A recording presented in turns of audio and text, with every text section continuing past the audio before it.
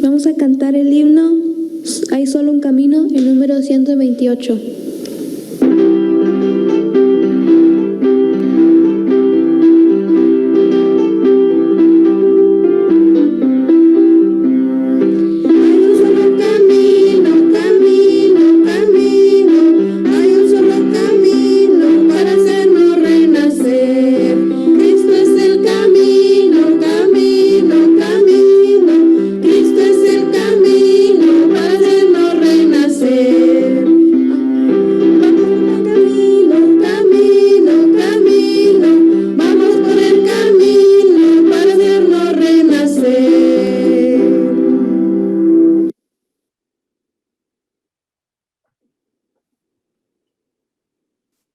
Vamos a cantar el coro Jesús, yo te amo, el número 130.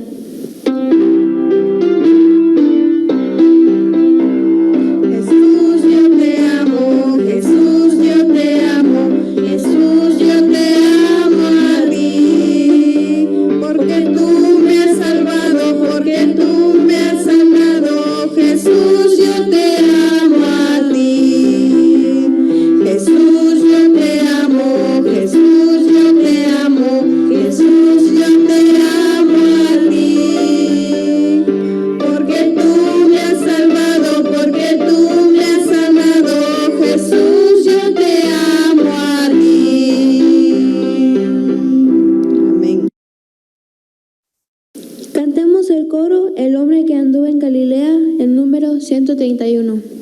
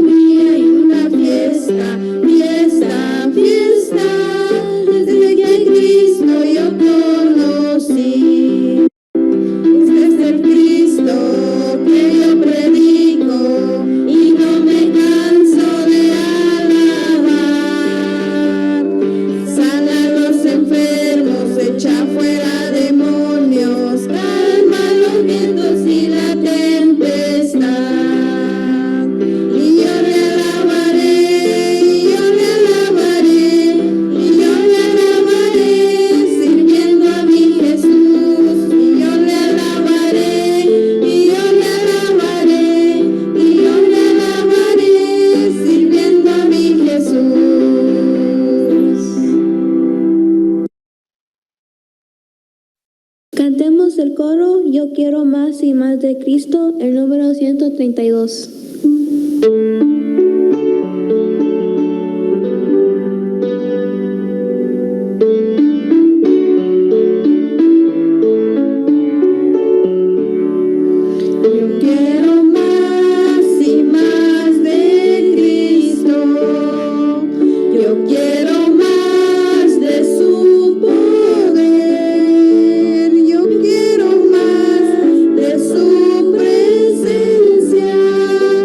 Yo quiero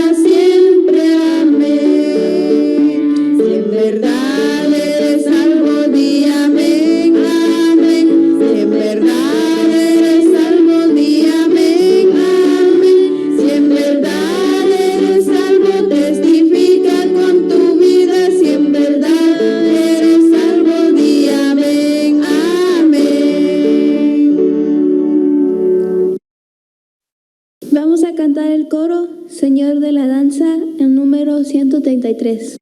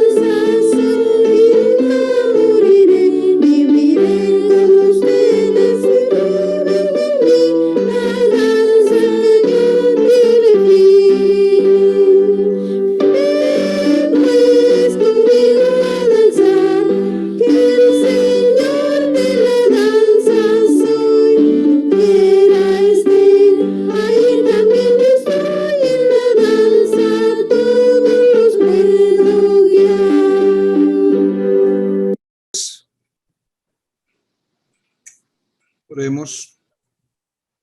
Señor de la gloria, estamos delante de tu presencia en estos momentos, oh Dios, en la unidad de tu Espíritu, para elevar delante de ti, Señor, nuestros motivos de preocupación, también nuestros motivos de acción de gracias, porque reconocemos, Señor, que toda dádiva, todo don perfecto viene de ti.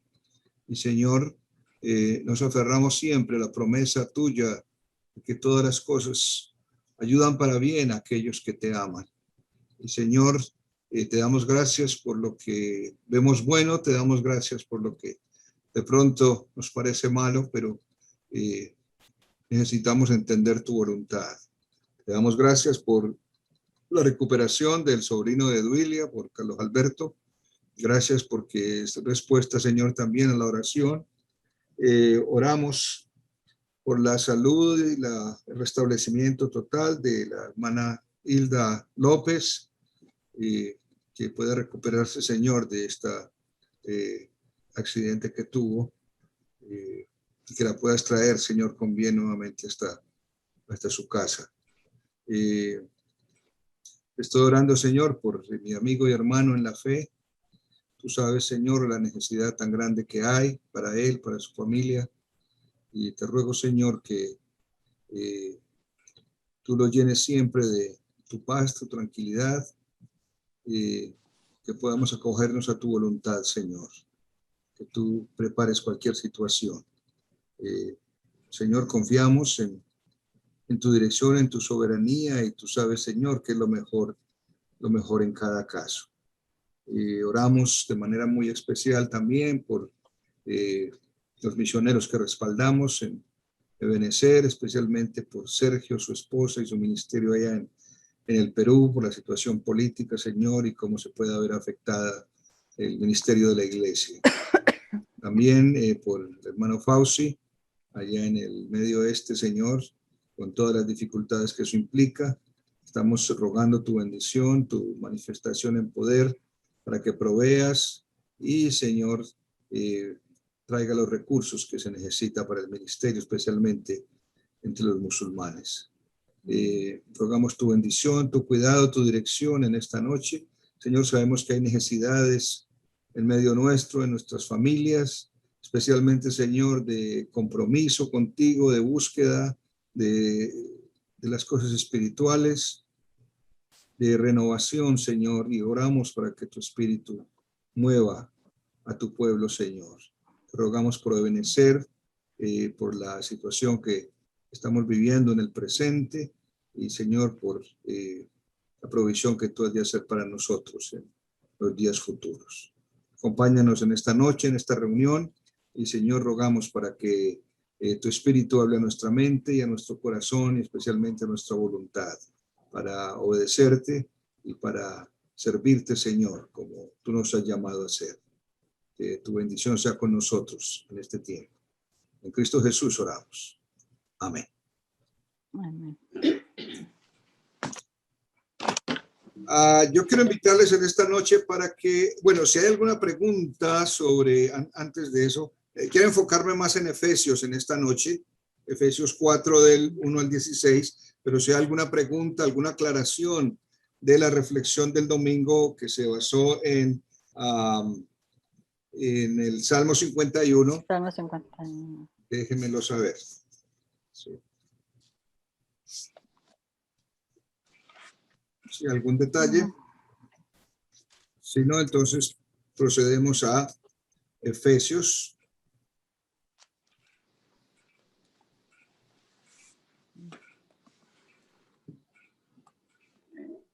Efesios capítulo 4.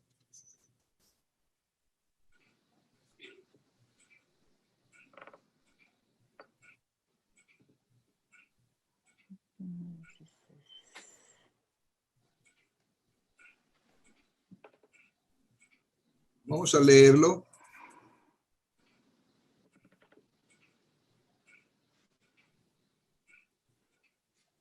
A ver si comparto aquí la pantalla para que lo podamos ver.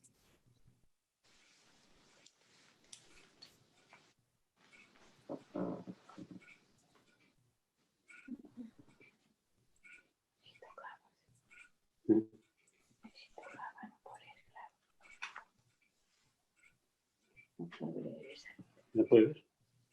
No, muy bien. ¿Sí se alcanza a ver allí o no? Sí. No está muy chiquito. No.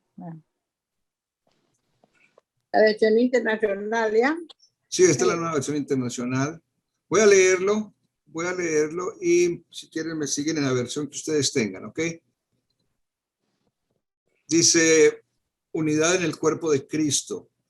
Por eso yo, que estoy preso por la causa del Señor, les ruego que vivan de una manera digna del llamamiento que han recibido, siempre humildes y amables, pacientes, tolerantes unos con otros en amor. Esfuércense por mantener la unidad del espíritu mediante el vínculo de la paz. Hay un solo cuerpo y un solo espíritu, así como también fueron llamados a una sola esperanza. Un solo Señor, una sola fe, un solo bautismo, un solo Dios y Padre de todos, que está sobre todos y por medio de todos y en todos. Pero a cada uno de nosotros nos ha dado gracia en la medida en que Cristo ha repartido los dones. Por eso dice, cuando ascendió a lo alto, se llevó consigo los cautivos y dio dones a los hombres. ¿Qué quiere decir eso de que ascendió, sino que también descendió a las partes bajas, o sea, a la tierra? El que descendió es el mismo que ascendió por encima de todos los cielos para llenarlo todo. Él mismo constituyó a unos apóstoles, a otros profetas, a otros evangelistas y a otros pastores y maestros, a fin de capacitar al pueblo de Dios para la obra de servicio, para edificar el cuerpo de Cristo. De este modo, todos llegaremos a la unidad de la fe y del conocimiento del Hijo de Dios, a una humanidad perfecta que se conforme a la plena estatura de Cristo.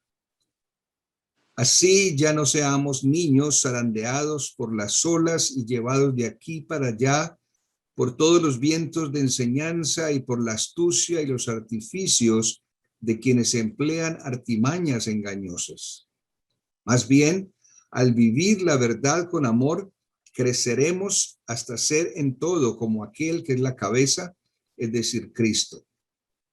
Por su acción todo el cuerpo crece y se edifica en amor, sostenido y ajustado por todos los ligamentos según la actividad propia de cada miembro.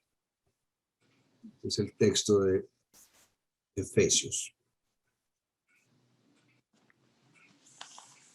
Reacciones.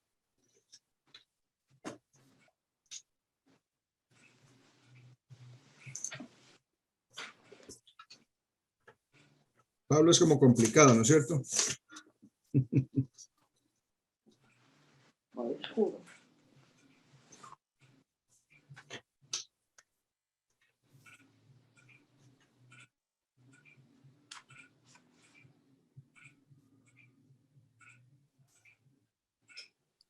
Está sin micrófono.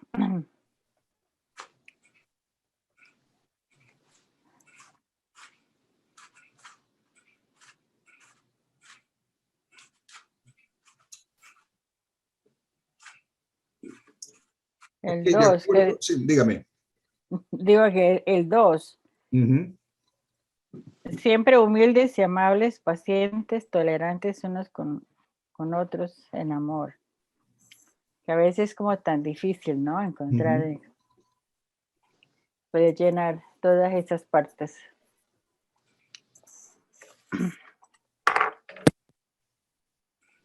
Ahora observen que en el versículo 1 dice, les ruego que vivan de una manera digna del llamamiento que hemos recibido. Entonces hay varias cosas allí. Nosotros hemos sido llamados, cada uno de nosotros. El Señor nos ha llamado, a ser parte del reino de Dios, nos ha llamado a ser parte de la familia de Dios, al punto de que nos llama coherederos de la gracia, y nos llama a servir, y nos dice de que vivamos de acuerdo a ese llamamiento, y nos da pautas de cómo hemos de vivir. Y como menciona Esther, en el versículo 2 nos da una lista de esas características de cómo hemos de vivir nosotros. Y subraya especialmente humildad, amabilidad, paciencia y tolerancia de unos con otros. Y si pensamos y meditamos en estas características de vida, porque deben ser características de vida, pues eso, es decir, si se practican en cualquier círculo social, en cualquier grupo social, el resultado de eso, antes que nada y sobre todo, es paz.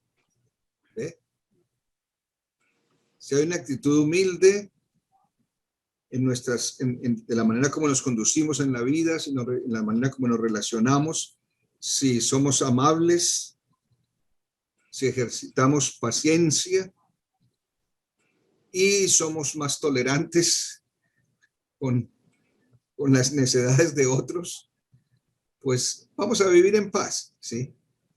Y dice de que eso es parte, versículo 3, dice, es en el ejercicio de esas actitudes estamos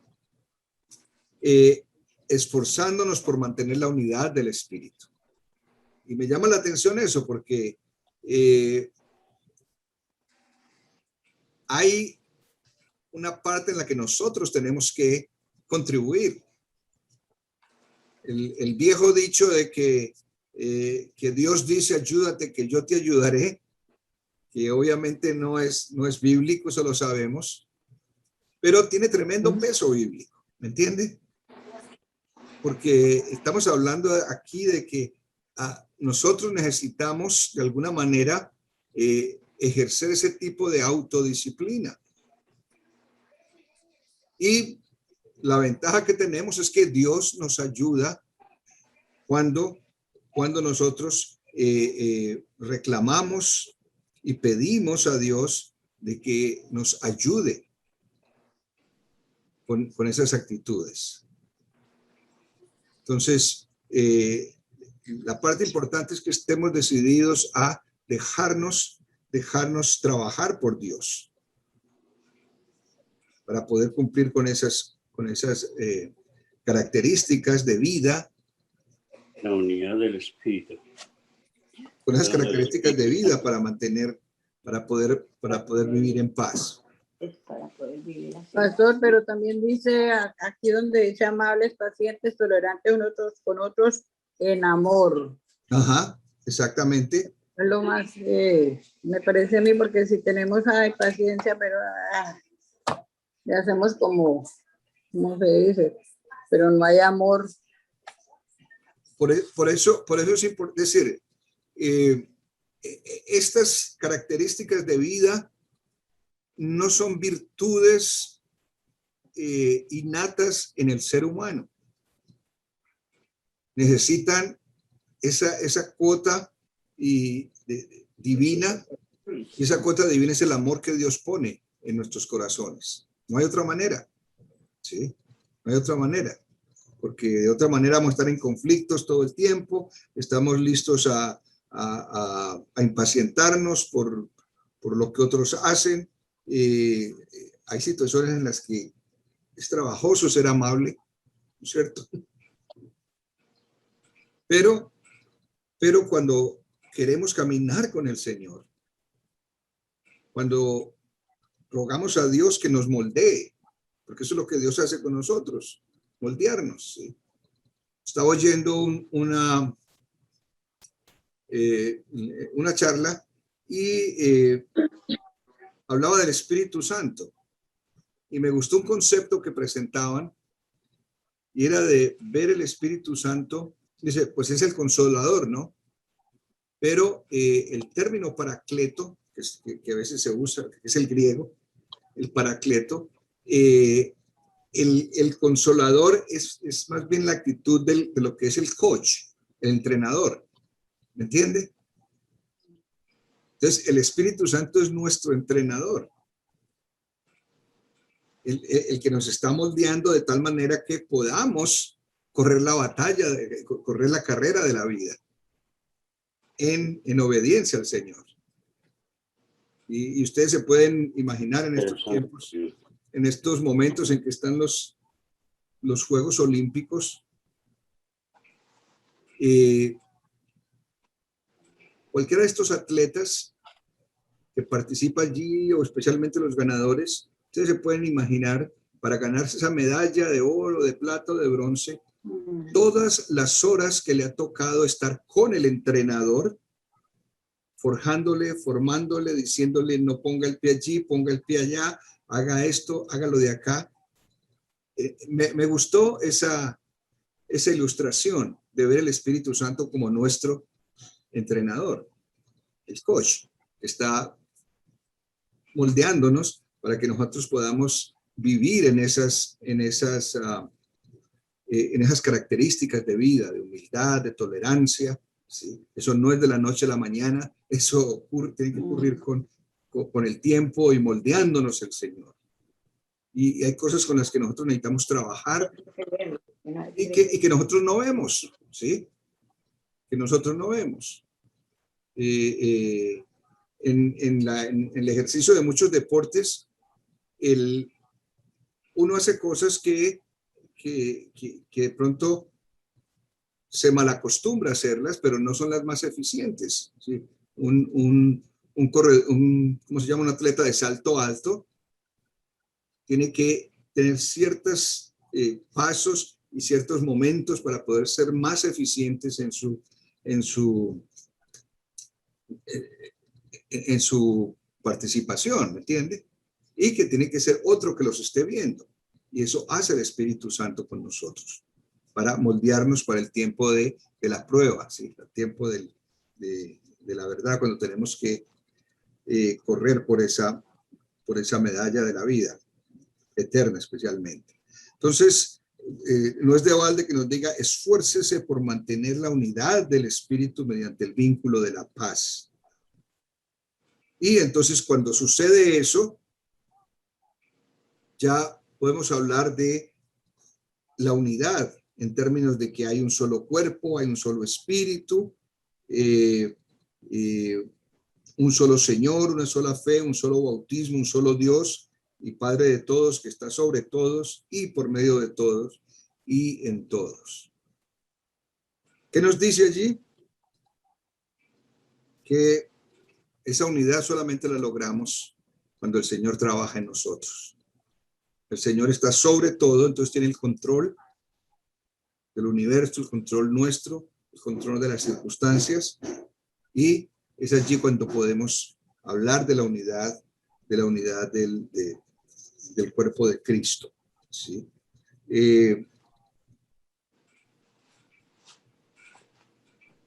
¿Comentarios, preguntas? Yo creo que eso es importante, creerle al coach. Si no les cree, no practica como el coach le enseña. Y ahí está la fe, ¿no?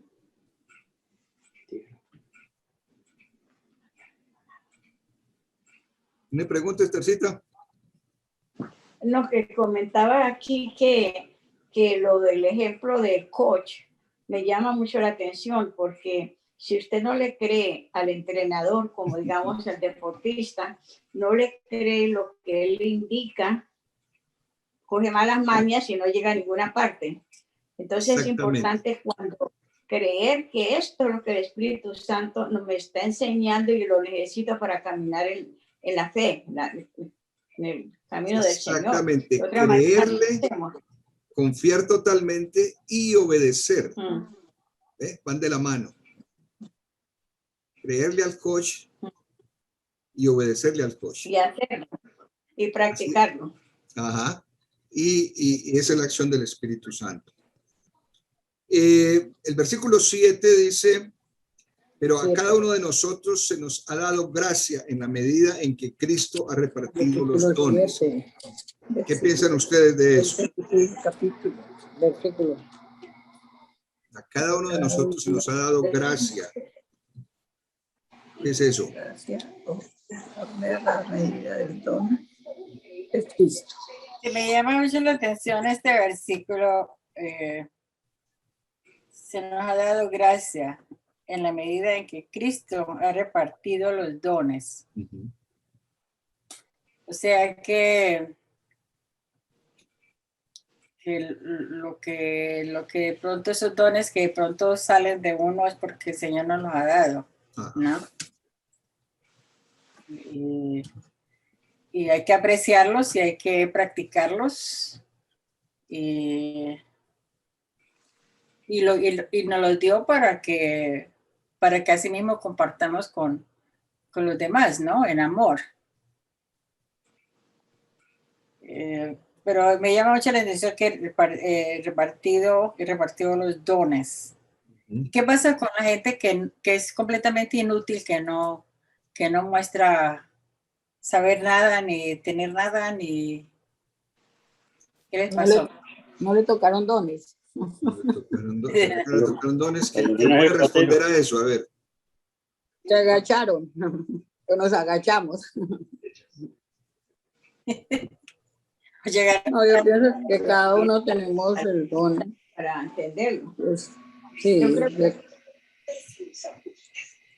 hay las personas que no pueden llegar a ninguna parte porque su salud mental no les ayudó, nacieron con deficiencia. Pero al que tiene su salud, pues la mente tiene mucho poder. o pensamos para bien o para mal. Pero los que no pueden hacer nada, que están desposeídos de todo, de cualquier don, es porque están enfermos. ¿Y qué se hace en ese caso, pastor? ¿Cómo trataríamos esto? ¿Cómo lo vemos? Ok, miremos aquí, dice, Dios nos ha dado gracia. ¿Cuál es el primer regalo de gracia que Dios nos ha dado? La salvación. La salvación, ¿sí? Es un regalo de Dios. Somos salvos por gracia. Ahora, dice, y en esa gracia también, esto podría ser una segunda entendimiento de lo que significa gracia de Dios, cuando dice repartió dones. Y recuerden la parábola que Jesús compartió acerca de los talentos, ¿se acuerdan? Es exactamente lo mismo, ¿sí?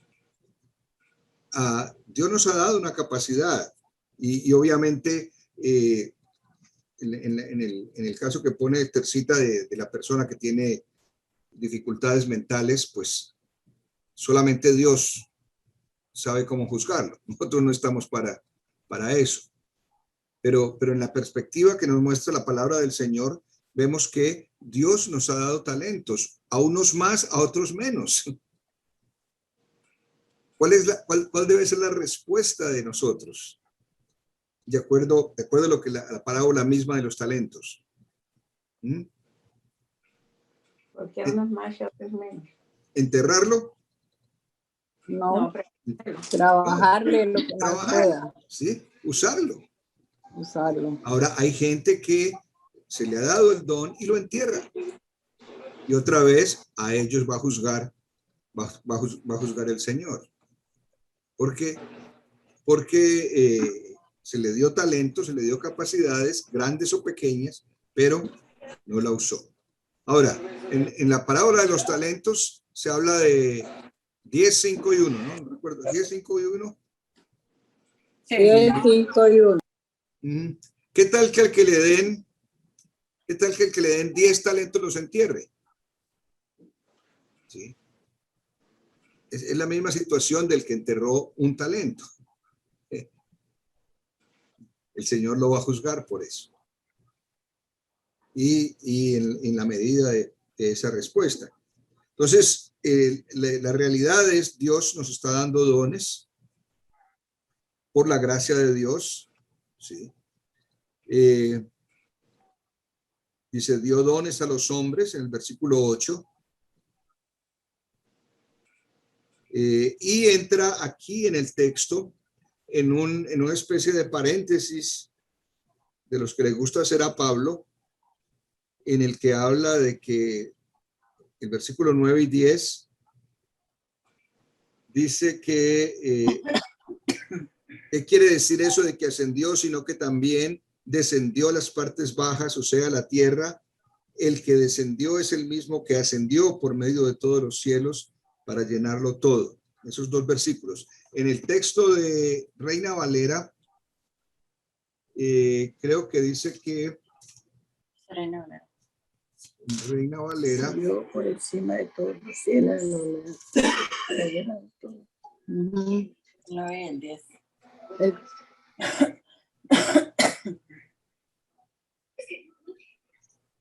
Dice las partes más bajas de la tierra, que nos hace pensar. Más bajas de la tierra, el infierno. Y que nos hace pensar en el infierno, ¿no? Infierno, sí. Como se menciona en otras partes de la escritura, por ejemplo, en Primera de Pedro 3, versículos 19 y 20, dice que, a ver si lo encontramos.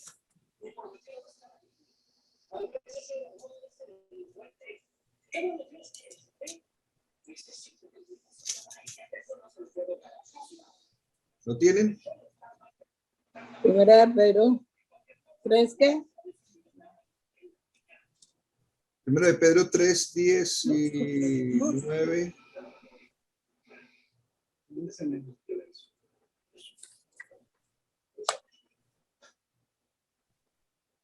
dice, en el cual también fue y predicó a los espíritus encarcelados, los que en otro tiempo desobedecieron cuando una vez esperaba la paciencia de Dios en los días de Noé, mientras se preparaba el arca, en la cual pocas personas, es decir, 8, fueron salvadas por agua. ¿Sí? Entonces algunos piensan de que el Señor descendió a los infiernos. Y en otras partes de la escritura se menciona eso de que él fue al Hades a predicar a los pecadores del Antiguo Testamento. Algunos de los judíos creen eso, de que pues existía obviamente el lugar de los muertos. El Hades era sinónimo del infierno. El mismo credo de los apóstoles dice, descendió a los infiernos y al tercer día resucitó, ¿se recuerdan? Esa es la declaración del credo de los apóstoles. 19. Unos creen que Jesús fue y predicó a los ángeles caídos o espíritus caídos en el infierno, anunciando su victoria, su juicio inminente. Otros que fue a predicar a los que no habían creído en el Antiguo Testamento. Pero el punto acá es que Jesús descendió y al regresar a los cielos nos dio esos dones y esos regalos para el ejercicio de nuestra vida, ¿sí? Para vivir de acuerdo a la voluntad de Dios y para el servicio a otros, porque esa es la parte que debemos recordar siempre. Y continúa en el versículo 11 mencionando algunos de esos dones, ¿no? Efesios 6. Dice, él mismo constituyó a unos apóstoles, a otros profetas, a otros evangelistas y a otros pastores y maestros. Y entonces aquí está la justificación para los tantos grupos que hay ahora de que hay iglesia de apóstoles, iglesia donde hay ¿cómo se llama? Profetas especiales. ¿Sí? Pero aquí lo mira es en términos de el servicio, y posiblemente está hablando de los apóstoles, de los profetas ya establecidos, y yo creo que más en el Nuevo Testamento, evangelistas, pastores y maestros. Y el propósito de ello es capacitar al pueblo de Dios para la obra de servicio, para edificar el cuerpo de Cristo. Y este es punto central aquí. ¿Cuál es el propósito de cualquier don que Dios nos da? Para sentirnos más grandes, para sentirnos muy sabiondos, para sentirnos que somos privilegiados de Dios, porque algunos se consideran así, ¿sí? Que son privilegiados de Dios y están por encima de otros. La realidad es que cualquier don que Dios nos da en beneficio de la unidad del cuerpo de Cristo es para el servicio del cuerpo de Cristo. Y aquí nos lo dice muy, muy específicamente, a fin de capacitar al pueblo de Dios para la obra de servicio y edificar el cuerpo de Cristo. Versículo 12, ¿sí? Todos estos dones son para capacitar al pueblo de Dios para que haya un sentido de servicio y edificar al cuerpo de Cristo. Nosotros podemos perdernos en especulaciones, en hablar de doctrina, en hablar de reglas, en hablar de cantidades de cosas que rigen la iglesia, pero las dos cosas más importantes de nuestra experiencia de vida cristiana y de nuestra experiencia espiritual es, número uno, amar a Dios, primer mandamiento, ¿sí? Por sobre todas las cosas. Y segundo, amar al prójimo como a nosotros mismos. ¿Sí? Y mostramos ese amor en términos de lo que nosotros hagamos es para el servicio del pueblo de Dios. Y esto es una lección para todo el mundo, porque a la larga cada uno de nosotros puede tener su oficio, su trabajo, la forma de ganarse la vida, pero al final lo que Dios está esperando es que lo que usted haga es para el servicio del pueblo de Dios, para la iglesia, ¿sí?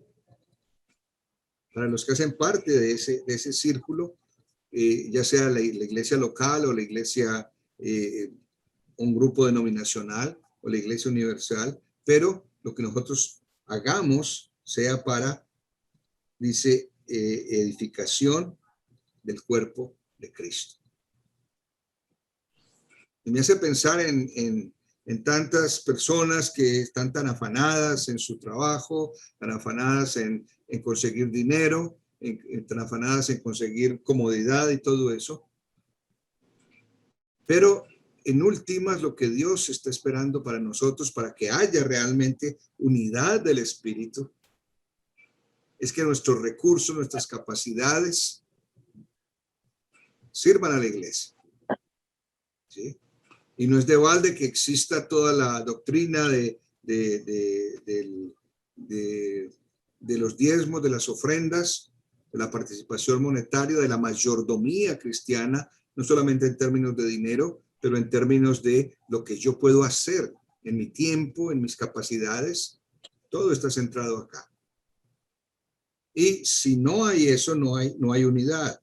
Porque dice el versículo 13, dice, de este modo, ¿cuál modo? ¿Sí? Usando esos dones para el cuerpo de Cristo. De este modo, todos llegaremos a la unidad de la fe y del conocimiento del Hijo de Dios. ¿Sí? A una humanidad perfecta que se conforme a la plena estatura de Cristo. Y la pregunta que nos surge es, ¿será que en algún momento se va a unificar toda la iglesia cristiana aquí en la tierra? Está difícil. Está difícil, ¿no es cierto? Está difícil. Y podemos pensar de que la unidad absoluta en la tierra es poco probable. Pero Pablo dijo que hiciéramos todo lo posible por mantener la unidad del Espíritu. Tenemos tanto énfasis en la Y esto es importante, ¿no? Porque nos está diciendo, mire, dejemos de ser sectaristas. Dejemos de ser sectaristas. Creemos en un solo Dios. El bautismo, como quiera que lo haga, no depende de la forma, depende de Dios que puso en nuestro corazón, en nuestra mente, el deseo de aceptarle, de recibirle y de vivir por la fe.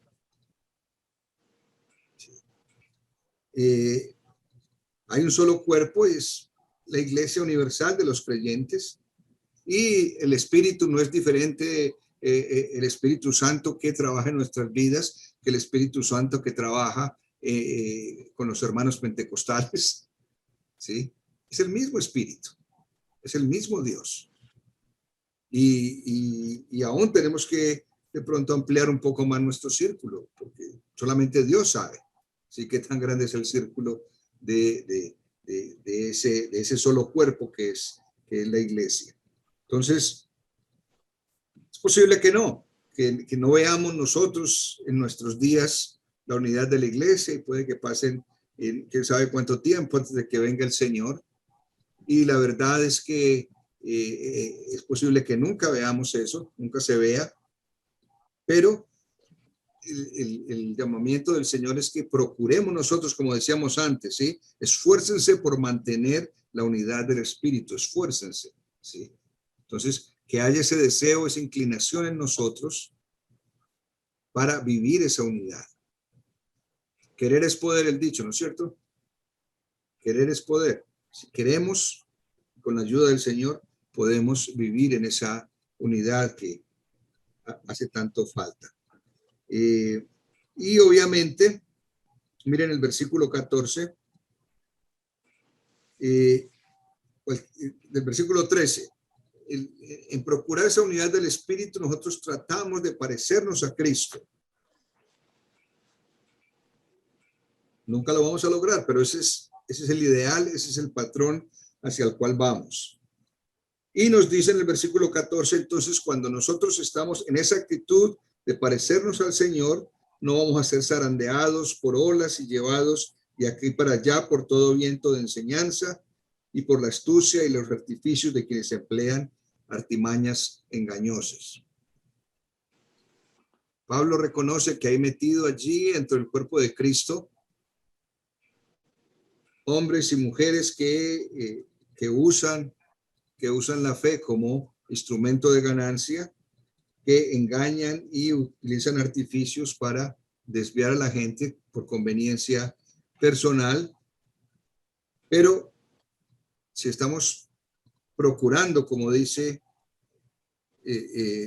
Pablo aquí, mantener la unidad del Espíritu y el vínculo de la paz, entonces vamos a estar firmes donde hemos creído.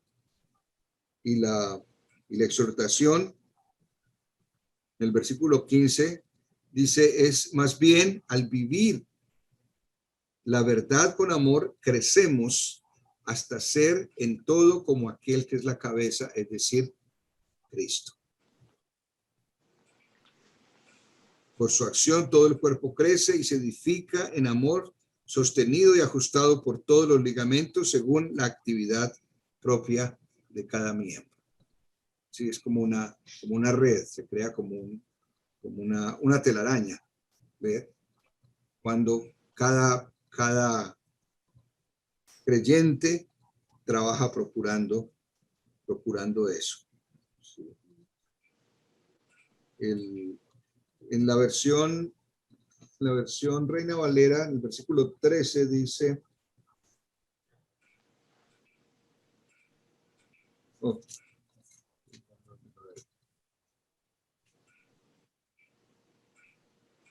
¿alguien tiene Valera allí a mano? 13. El 13. 13. El versículo 13. Yeah, okay. Léelo. Dice, en el versículo 13 dice, hasta que todos lleguemos a la unidad de la fe y del conocimiento del Hijo de Dios, a un varón perfecto a la medida de la estatura de la plenitud de Cristo. Es en el de Reina Valera. Sí, muy bien. Muy bien. Preguntaría yo, y ayúdenme ustedes a ver, dándome pautas, ¿cómo describirían un cristiano maduro? ¿Mm?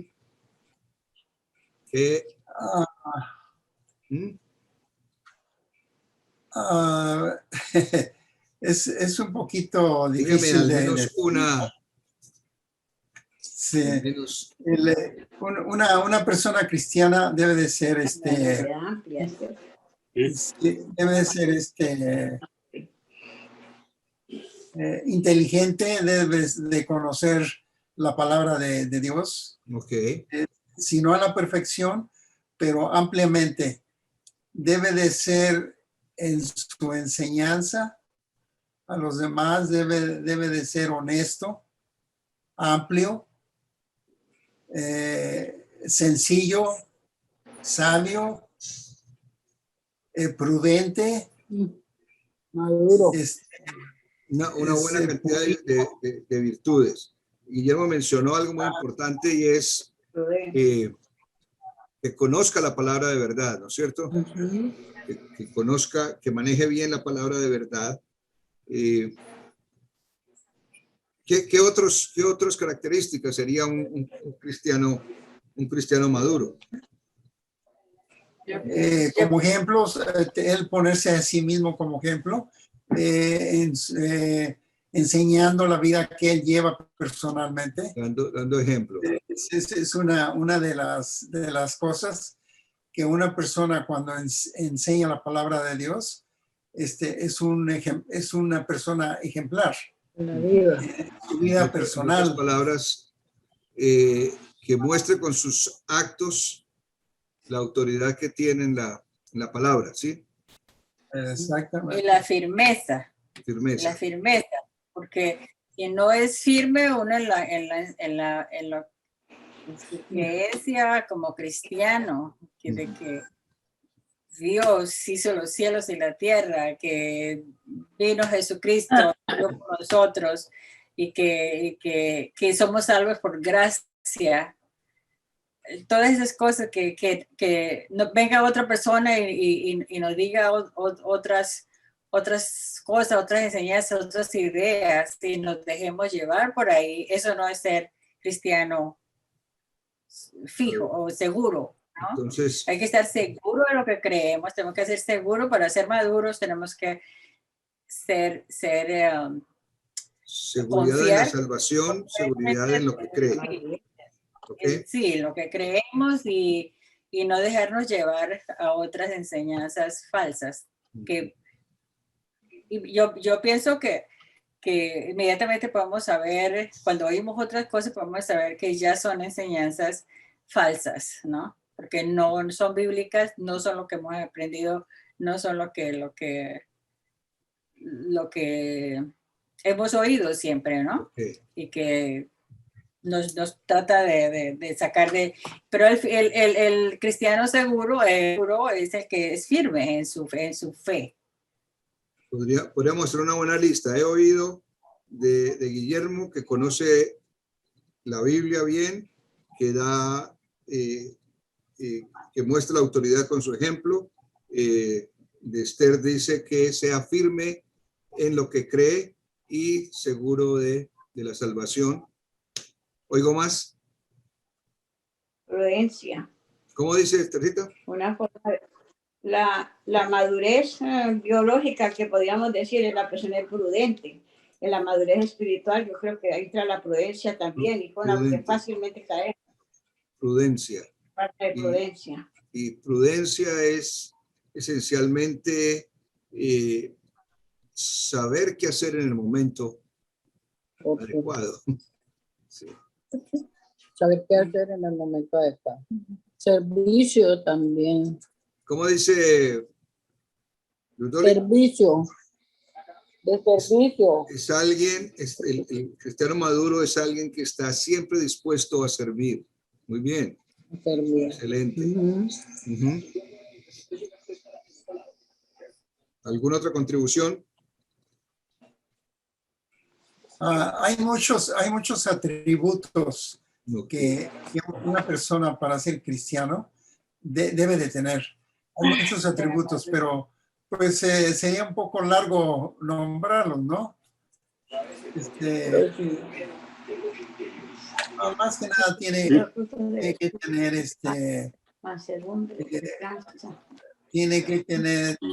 tiene que ser una persona muy centrada, ¿ve? Ok. Para poder enseñarla. Pongámoslo corto. Ajá.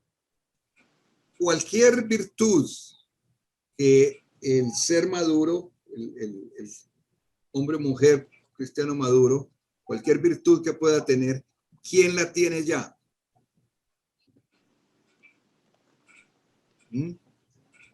¿Quién podemos mencionar que tenga todas esas virtudes que nosotros podamos imaginar? ¿Ah? Ninguno. Cristo, ningún humano. ¿Quién dice? La oigo, Ludori. Prosigo al blanco. Le digo que Cristo, porque los humanos todos tenemos nuestra falla, Exactamente, ¿sí? Entonces, debilidades. el Señor Jesucristo es el modelo. Así de que si nosotros, Pero de cualquier ser humano, le voy a preguntar una cosa. Espérame. Estamos hablando quién puede tener esos atributos, pero estamos hablando de las personas que pueden enseñar la vida cristiana. Nos estamos aquí apartando un poquito a Cristo, debemos de apartar un poco, porque estamos hablando del ser humano. No, al contrario, Guillermo. Es decir, No de la divinidad de Cristo Jesús. en el único ser, el único ser en que podemos ver todas esas virtudes en Cristo. Entonces, este es el punto, para hacerlo corto, como le decía. Cualquier persona que se crea maduro en la vida cristiana tiene que estar mirando y copiando lo que hizo nuestro Señor Jesucristo. Oye, absolutamente, sí. Así es. Entonces, si nos preguntáramos en cada paso que vamos a dar, ¿qué haría el Señor? En mi caso, estaríamos dando pasos de hombre o mujer madura en el Señor. ¿Me entienden? ¿Sí? Entonces, como dice aquí Pablo,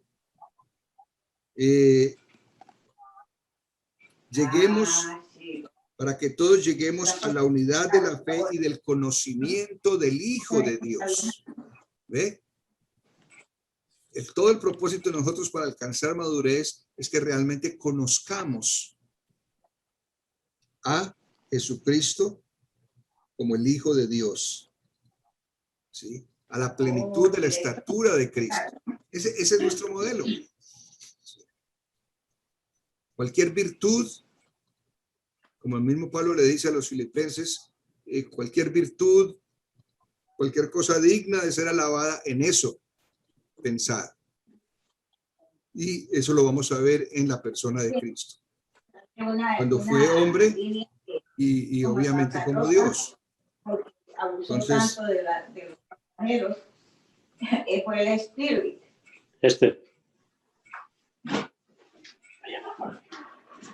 oh, ok, pensé que estaba hablando sí. Entonces, podemos concluir con eso. Nuestra madurez se va a medir en términos de lo que nos parezcamos a las actitudes del Señor. ¿Y cómo las podemos adquirir? Conociendo más y más del Señor. Conociendo la palabra, mirando la vida de Jesús, aprendiendo de la palabra y creciendo en ella. El cristiano maduro es alguien que está creciendo continuamente en Cristo. Creciendo continuamente en Cristo. Pensando y actuando constantemente más y más como el Señor. Y hacia eso apuntamos. ¿Qué tan lejos estamos? Cada uno debe mirarlo con el Señor. Y el Espíritu nos debe dar pautas de en qué áreas tenemos que trabajar para perfeccionar. La meta de Dios es que sigamos siendo y sigamos creciendo y pareciéndonos más al Señor. Y en eso somos aprendices todo el tiempo. No lo vamos a completar. ¿Ok? ¿Algún comentario para concluir, mis hermanos y hermanas?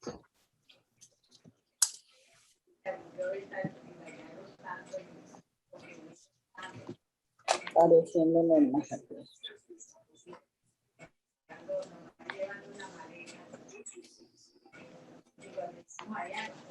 Palabra de conclusión, hermano Jeremías. Tengo aquí debes concluir leyendo unos versículos en Colosenses 3, versículo 12.